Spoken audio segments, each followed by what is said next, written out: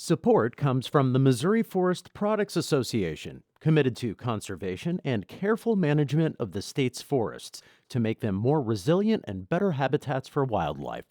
ChooseWood.com. Welcome to St. Louis on the Air. I'm Jim Kirchard. As journalists who frequently produce stories focused on the environment, St. Louis Public Radio's Eli Chen and the St. Louis Post-Dispatch's Bryce Gray are no strangers to the Mississippi River or to its critical role in the region. Now they have traveled all 2,300 plus miles of the waterway, following it from Minnesota to Louisiana, and bringing home an even deeper understanding of the river. Eli and Bryce just returned the other day from a week-long Institute for Journalism and Natural Resources trip along the lower Mississippi. The experience was part of a fellowship that also included exploration of the upper Mississippi in 2018. They both join me now in the studio. Eli, Bryce, thanks for being here. Thank you. Yeah, thanks for having me. So, wow, 2,300 miles. Can we get this down to 20 minutes? You know, we often, I think, take the Mississippi River for granted. You know, we're a river city. We have a great river city history. We have a great river city presence and future, Eli, don't we? Yeah, we do. And one main theme that's sort of, I guess, followed us from, the top of the river at Bemidji or Lake Itasca all the way down to New Orleans is that everyone wants different things from the river. We heard from people in navigation, we heard from ecologists, we heard from, people want to restore the river to what it used to be. And it's a very complicated story. Do you agree, Bryce? Absolutely. I mean, you touched on it right there. The name of the game is balancing these competing uses, and well, they might not do such a good job of reaching that balance. It's tough to again preserve that navigation for large, industrial scale shipping. It's also tough to meet these competing demands for the river while providing flood protection to both cities and towns as well as farmland. And then somewhere along the sides, you also need to squeeze in sort of ecological needs along the river, and somewhere in there too, maybe leave a small toehold for recreational uses. And so the good news is it's steady work for science reporters and environmental reporters because there's plenty of stories to talk about. We hear about the upper Mississippi, the lower Mississippi. We're at the break point, right? We're at the point where the last locks and dams are, and then it's no locks and dams further south and further north. Is there competing interests between the folks from St. Louis to the north and St. Louis to the south? Are they all on the same team here? There are so many different teams. I don't know where to begin to some extent. So actually, I kind of want to start with, I guess, our first speaker on the most recent trip that we were on. Geologist Bob Criss at Washington University is not really a stranger to me or Bryce. We've talked to him a lot about how flooding has increased all on the river, and he gave us this really interesting presentation about how navigation has mutated the river to our liking, and I think we can play a clip from his presentation. I get so fatigued hearing of all this bleating about the river's too low for the barges and the river's too high for the barges. The river's this for the barges and things aren't free enough for the barges. We need bigger locks for the barges. What? Hell with the barges. Yeah, he's really well known for his vitriol, but then there are others, who say that we do need to maintain some level of commerce on the river. And there was the following day we talked to some folks at Cargill, and we also talked to Marty Hessel, who is a Vice President of Government Affairs for the American Commercial Barge Line, and he talked to us about how St. Louis is really key to transporting all these important commodities for agriculture. But recent high water levels have impacted the industry. We're not spinning our barges as fast. We've got a lot of loads sitting here in St. Louis and Cairo waiting to go up the upper Mississippi River because it's closed for flooding, where normally this time of year they would have been already up there discharged and reloaded grain and be heading back this way. So we've lost probably a month on, I'm going to say just in our shop, about 200 barge loads that are sitting here waiting. It's funny, I was just last week or so, or a couple of weeks ago, I was at America's Central Port, which has been open for 60 years now, since 1959, the old Tri-Cities port. Talked to them, and it's all about the importance of barge traffic, commodities, being shipped down to New Orleans and out to the rest of the world. So you've got a lot of competing interests here. Yeah, I would just add one thing to address your question from a moment ago. So as you mentioned, we are at this point where the locks and dams begin north of St. Louis, but then are absent going downstream. And one thing our most recent trip sort of drove home for me is just the competition there for, I guess, river sediment, you could say, where these locks and dams, they make especially the upper Mississippi navigable for the shipping industry. But in the process, just by being there, they sort of trap sediment. And that's especially problematic down in Louisiana at the mouth of the river where, yes, there's a lot of land loss occurring, which, is driven in part by rising seas and just the subsidence of, that material that's been deposited there over time. But right now the Delta is sort of starved of that new sediment that it needs to build new land. And so that's accelerating this land loss problem that they're seeing at the other end of the river down there. Yeah, we heard a lot about, land loss down in the Delta, and there's a statistic that's thrown out a lot that, that wetlands are disappearing at a rate of 90 or 100 minutes, and it's a football field every sorry, year. a football. Yeah. Sorry about that. Oh, thank you. Now I understand. Yeah. So, we heard a lot about how people want to restore, the wetlands, and especially also from sportsmen who want to, actually restore them back to the way they were 70 years ago, which I think is kind of a tall order. But it's fascinating to see the damage that's really happening down, in Louisiana, and it's unclear how much of that is really communicated upstream. Yeah, it was a living, breathing, river, right? It had its own ways of doing things. And yet even back in 1927, though, after the big flood, people said, well, we have to do something. We can't just let the river do whatever it wants to do, so we need to do something. So here we are always with these competing interests. Can we control flooding? Can we have navigation? And then there's this issue of land use. I mean, that's something else that has to come up quite a bit, is how are we using wetlands? How are we using floodplains and those sorts of things? So, gosh, there's so many competing interests. What are you guys going to report on now? I'm serious. I mean, as you go through this, there's 100 things you could talk about, but let's bring it back to St. Louis as the region, both the industrial region, the commodities region, the agricultural region. What are the stories here for us in this region? I think there's a lot that we can report on based on this trip, and there's a lot that Bryce and I have already reported on, such as the levee wars, upstream of us.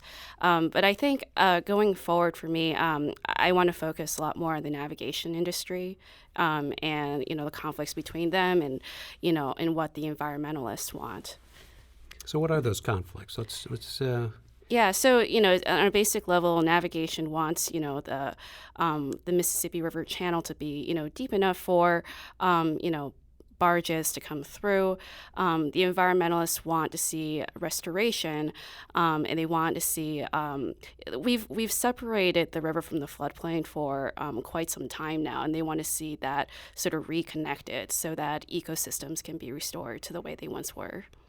Yeah, or I guess it's been topical to come back here to St. Louis where we have flooding on our hands right now, and so that's kept at least me busy for the last several days. But we constantly see, particularly with agricultural levees, there's a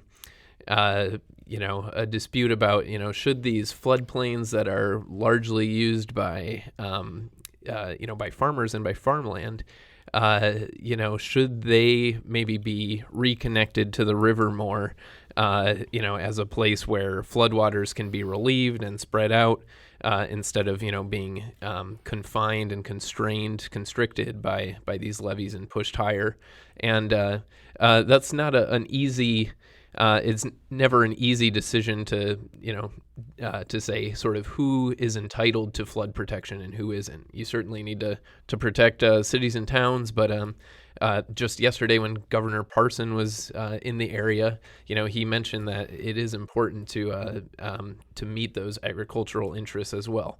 So it's a really tough question. I guess I'm looking forward to continuing to explore things like that, but also I'm going to try to find ways to talk about again some of the sort of the big downstream impacts and kind of competing interests that we saw on our trip, because it seems like each sort of district or each chunk of the river, to a certain extent, it's almost an every man for himself sort of mentality instead of taking a basin-wide look at river management and how to best balance or juggle these sorts of competing interests so that people at the mouth aren't losing out because of what's happening up here. One of the things I've heard, and I'm not sure if you're hearing the same thing, is that there is a greater acceptance, not just among environmentalists, but about the broader population in cities and towns and farmers of green solutions as opposed to gray solutions, as opposed to building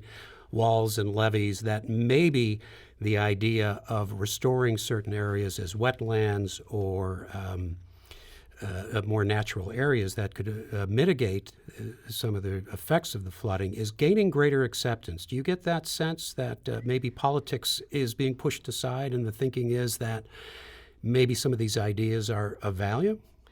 I think politics You is look still skeptical well. to me. I think it's just I think that politics is always going to play a really strong role in these discussions. But I have talked to advocacy groups such as American Rivers that's really pushing for more wetlands and more natural solutions for rejoining the floodplain with the Mississippi River.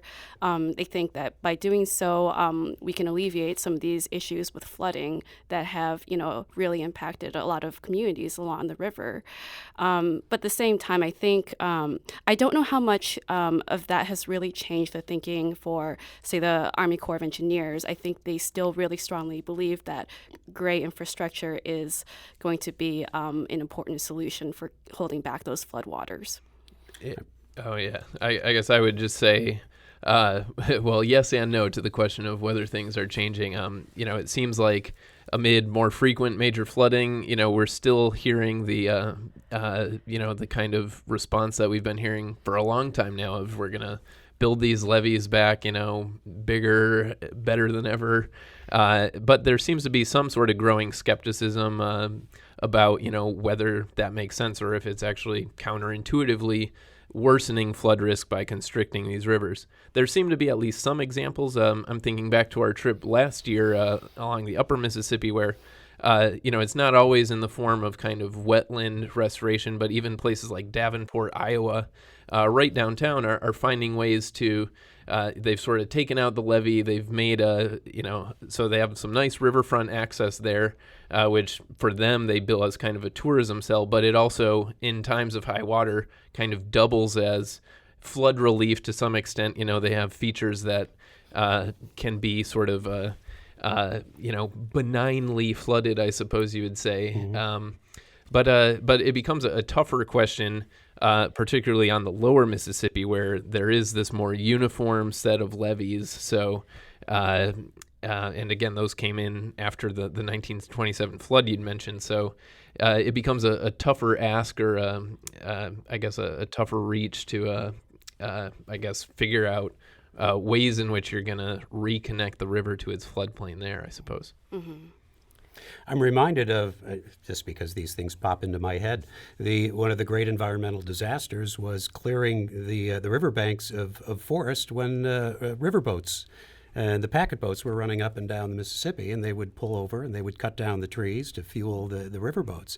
Made a huge change in the river, and that goes back a long time before this current debate. So these questions about river use and impact on river and what we need today for it and how it affects tomorrow, that's been going on for a while. Yeah, it really has. And I think, we're going to, Bryce and I have a pretty tough job ahead of us trying to figure out how to really answer that question of how should the river be used. And I think everyone agrees that, flooding has gotten worse along the river. They may not agree why flooding has gotten worse, but there needs to be a solution for balancing everyone's needs. Yeah, go ahead.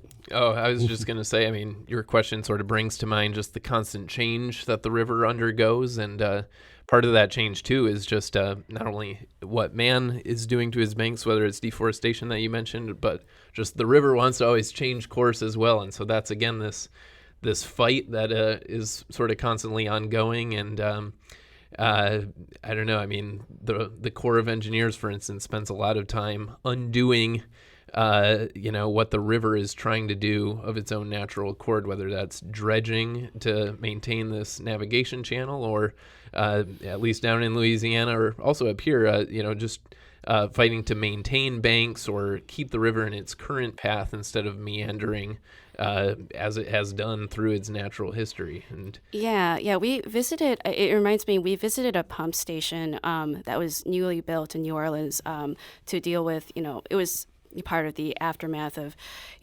Hurricane Katrina. And I believe it was the public affairs guy for the Mississippi Valley District that oversees New Orleans and other areas of the Delta. He regarded the Mississippi River and, nature generally as sort of like an enemy. And I thought that was such an interesting characterization of the river. And, and all that comes with it. Well, that's a long tradition of battling nature and trying to dominate nature. I don't think you can dominate the river. I'm wondering what you've been hearing about issues regarding climate change, rain events, snow melt, that sort of stuff. Did you hear different things in the upper Mississippi and the lower Mississippi, or is this something that people are more willing to be discussing? Yeah, I think at several points during the trip, we tried to bring up climate change, and it feels like it takes sort of a footnote in the discussion. I don't remember any time where it was the central part of any discussion.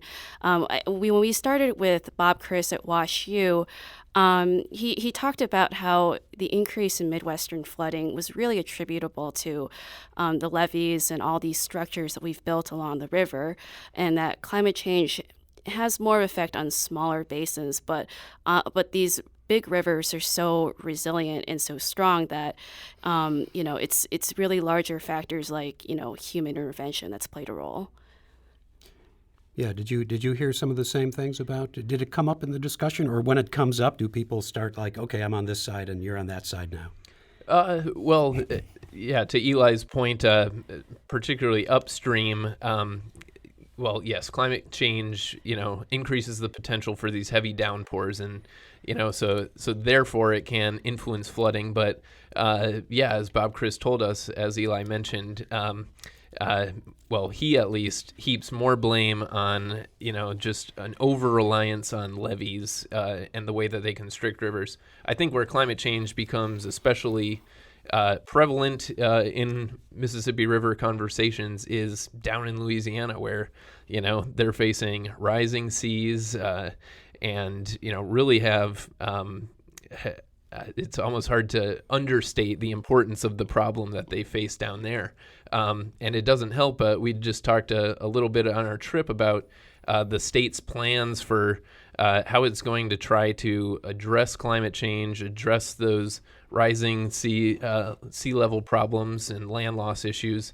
But it doesn't help that, the oil and gas industry is so prominent down there. And they've got just quite the challenge on their hands, to say the least, about how to address that stuff while, in many ways sort of catering to or appeasing this industry that's contributing to the problem as well. Yeah. Well, thanks so much. Such a complicated issue. I'm glad you guys had a chance to do this. I'm looking forward to the reporting on it. I want to thank Eli Chen of St. Louis Public Radio and Bryce Gray of the St. Louis Post-Dispatch for being here. Thank both of you. This is St. Louis on the Air on St. Louis Public Radio, 90.7 KWMU.